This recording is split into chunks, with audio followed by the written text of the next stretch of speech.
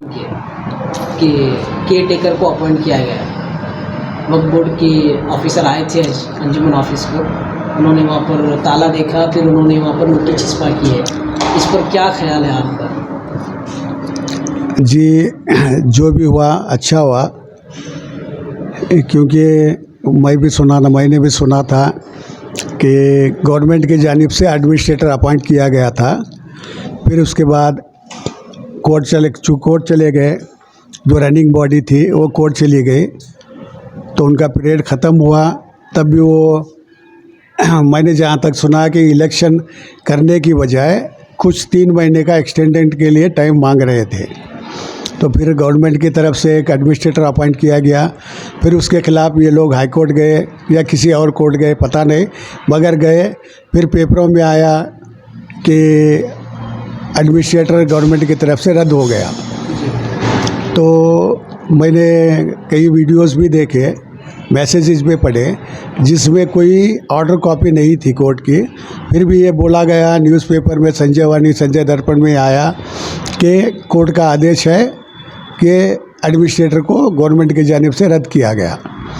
फिर आज ये पता चला कि केयर टेकर होके वक्फ बोर्ड की जानिब से डिस्ट्रिक्ट ऑफिसर को अपॉइंट किया गया, और वो आके सुबह 11 बजे के बाद या 12 के आसपास उन्होंने जाके चार्ज लिया।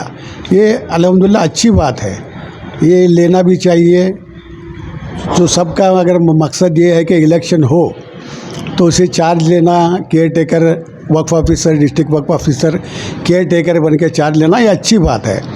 मगर मुझे नहीं लगता कि यहीं पर रुकेगा, क्योंकि फिर ये जो बॉडी जिनका वक्त ख़त्म हो चुका है, फिर वो कोर्ट जाएंगे, फिर इसके ख़िलाफ़ ही कुछ कोशिश करेंगे, फिर 1 दिन 2 दिन के बाद फिर कोई मैसेज आएगा, ये आएगा। ये बिल्कुल अफसोस वाली वो बात है और शर्मिंदगी की बात है।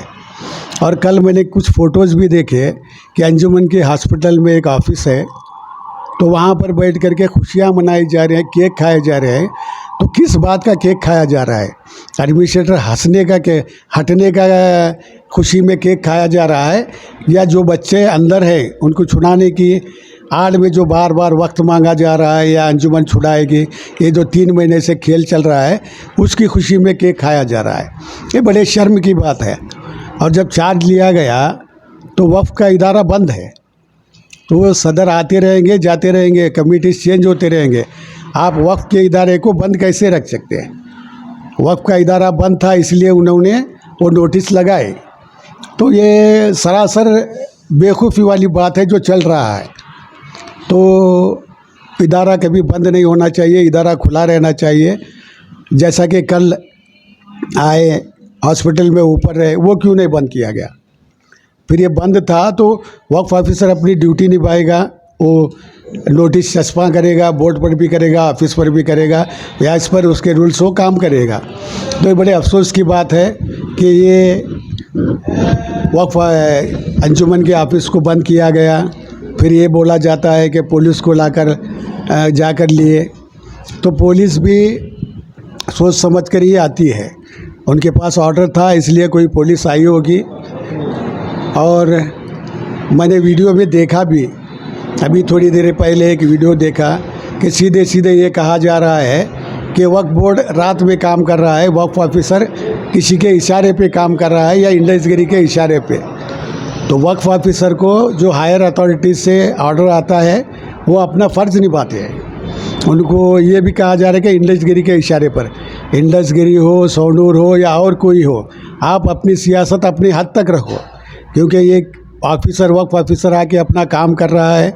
तो आप ये कहते हो कि वो आज़ाद बैंक गया, वो किसी मुतवल्ली के साथ गया, तो वक्फ ऑफिसर अपना काम करता है, उन पर इल्ज़ाम ना लगाएं। अपनी सियासत आप अपनी हद तक रखो, वरना ऐसे ऑफिसर काम करना छोड़ देंगे। तो जब वक्फ का इदारा है तो वक्फ से जो डायरेक्शन आएगी वही ऑफिसर काम करेगा। उसको आज़ाद बैंक गए, कहाँ गए, तो एक साथ वक्फ ऑफिसर कई काम लेके आते हैं। तो यहाँ का काम ख़त्म हुआ तो इदारे के काम से वो बैंक गए होंगे, तो आप उसकी तफ्तीश करो, उसके बाद बोलो।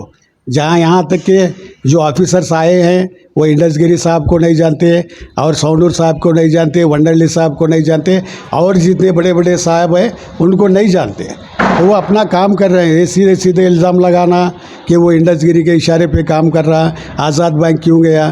तो आज़ाद बैंक है किसी की जागीर है? ऑफिसर किसी के ख़रीदे हुए गुलाम है क्या? तो उनको ऑर्डर आता है तो वो काम करते हैं। तो खुलकर उन्हें उनका काम करने दीजिए और उनके दखल अंदाजी उनके काम में ना करें। आप अपनी अंजुमन, अपनी सियासत अपने तक रखो। ऑफिसर को डिस्टर्ब करेंगे तो ये बहुत मुश्किल होगा। वरना एक वीडियो मेरे पास है जो अंजुमन की जनरल बॉडी में हुआ था, जो बच्चों के जो हादसा हुआ, जिसमें मेन आरोपी जो है वो वसीम नाम का कोई लड़का है। तो उस जनरल बॉडी में उसने माइक लेकर, अंजुमन की जनरल बॉडी मीटिंग में माइक लेकर 2 लोगों का फला फला नाम लेके बोल रहा है कि अंजुमन की ये रद्द की जाती है। तो इसको पावर किसने दिया? ये होता कौन है? अंजुमन में आके बोल ले तो सदर अंजुमन या दूसरी कमेटी जो भी हो उसे इख्तियार किसने दिया जो ये माइक लेकर बोल रहा है कि फला फला की वो ये रद्द की जाती है? इसको पावर क्या था? तो आज सब बच्चों में सबसे बड़ा इल्ज़ाम उस लड़के पर है। तो वीडियो मेरे पास भी है, पर्सनल किया हुआ वीडियो है। अगर वक्फ ऑफिसरों को या कोई कानूनी कार्रवाई में दखल देंगे तो वीडियो मैं खुद वायरल करूंगा। अगर हो सके तो डीसी कमिश्नर तक भी जाके वीडियो दिखाऊंगा और ख़िलाफ़ कंप्लेंट करूंगा। या फिर आप संभल जाओ, अंजुमन आप लोग खेलो, आप अपनी सियासत रखो और इसमें बार बार ये दखल नहीं होना चाहिए कि ऑफिसर गया, वो गया इंडसगिरी के इशारे पर। आप इंडसगिरी को इशारा करो, इंडसगिरी आपको इशारा करो। वक्फ ऑफिसर अपना काम कर रहे हैं, अगर वो गलत रहे तो हम लोग आपके साथ आएंगे, जो लीगल एक्शन होगा वक्फ ऑफिसर के ख़िलाफ़ लेंगे, मगर गैर ज़रूरी इल्ज़ाम नहीं लगाना। और ये ख़ास करके जो बच्चों की बात हो रही है, मैं वीडियो में सुना कि बच्चों की रिहाई के लिए बेंगलोर जा रहा हूं। आप जाओ, अल्लाह ताला आपको कामयाब करे, खुशी भी होती है और कहीं पर बोलो हम भी दुआ करेंगे। मगर 3 महीनों से आज तक बच्चों की रिहाई क्यों नहीं हुई? बच्चों ने ऐसा क्या किया था जो उन पर 3 महीने से आप लोगों की कोशिश जारी है, तो बच्चे क्यों नहीं आए? तो ये बड़े अफसोस की बात है। जो एनआई एक्ट उन पे लगाया, एनआई कोर्ट में जो ट्रांसफ़र हुआ केस, वजह क्या है? बच्चों ने ऐसा किया क्या है जो एनआई उन पर वहाँ पर ट्रांसफ़र हुआ? तो देखो, जो भी आप कर रहे हो सोच समझ कर करो। क़ानून के दायरे में किसी की ज़रूरत नहीं है। वकील अपना काम करते हैं, एडवोकेट्स अपना काम करते हैं। मैंने सुना भी है कि किसी के पास पैसे नहीं ले रहे हैं, तो वहाँ पर किसी अंजुमन की किसी की ज़रूरत नहीं है। वकील अपना काम करते रहेंगे और वकील बगैर पैसे के काम कर रहे हैं। मेरा हो या किसी और का हो, कोर्ट में कोई काम नहीं है। सिर्फ हम ये दिखा कर आते हैं कि हमें फ़िक्र है। अंदर परमिशन कोर्ट को, वकीलों को होती है। वकीलों को अपना काम करने दो। और अब मैं ये भी कहूँगा कि सिर्फ ये लोग ज़िम्मेदार नहीं हैं, और कई लोग जो ग्रुप बनाकर अंजुमन में आना चाहते हैं, वो लोग कहाँ पर है? हाँ, सब हो गया, इलेक्शन हो गया, सब सामने आते हैं, उनको फ़िक्र नहीं है। जो बच्चे गए हैं उनको रिहाई की फ़िक्र नहीं है। तो आप लोग ग्रुप बनाकर जीतते हो, इलेक्शन जीतना चाहते हो, तब बच्चों को छुड़ाओगे या इख्तियार मिलने पर ही छुड़ाओगे? क्या अंजुमन नहीं रहेगी? अंजुमन वाले जाकर खड़े नहीं रहेंगे तो जज बोलेगा जाओ अंजुमन को लाओ, फिर वकील की मैं बहस सुनूंगा? तो इसमें सिर्फ अंजुमन से जो कोशिश कर रहे हैं उनकी भी नहीं, जो ग्रुप बनाना चाहते हैं वो भी जिम्मेदार हैं। शर्म आनी चाहिए। बच्चे 2-2 ईद उनके 3 महीने गुजर गए, माँ बाप परेशान है। सिर्फ ये बोला जा रहा है कि अब छोड़ेंगे तब छोड़ेंगे। ये नए ग्रुप बनाने वाले भी कहाँ हैं? क्या पावर में आने के बाद आओगे? कब छुड़ाओगे बच्चों को? तो ये बच्चों की रिहाई वाला खेल बंद कर दो। जो भी हकीकत है मीडिया में आओ, मीडिया में बोलो, सारे माँ बाप तक वो खबर पहुँचेगी। ये बोलना कि हम उनको छुड़ाएंगे, ये छुड़ाएंगे, क्या छुड़ाएंगे? यानी कि जेल किसी को पता है? मैं 5 साल जेल में रहा हूँ, जेल क्या है मुझे अच्छा पता है। तो जाके कभी एक हफ्ता गुजारो जेल में। और चंद बेवकूफ़ है, जेल कई बार देख चुके हैं, उनको भी एहसास नहीं है कि जेल क्या है, बच्चों पर क्या बीत रही है। तो इसलिए सब लोग अपनी हद में रहो, हद से काम करो। ये एक दूसरे पर इल्ज़ाम का अपनी सियासत अपने तक रखना। ये ऑफिसर जो अपना काम कर रहे हैं उन पर इल्ज़ामबाजी मत करो, वरना ये बहुत मुश्किल होगा।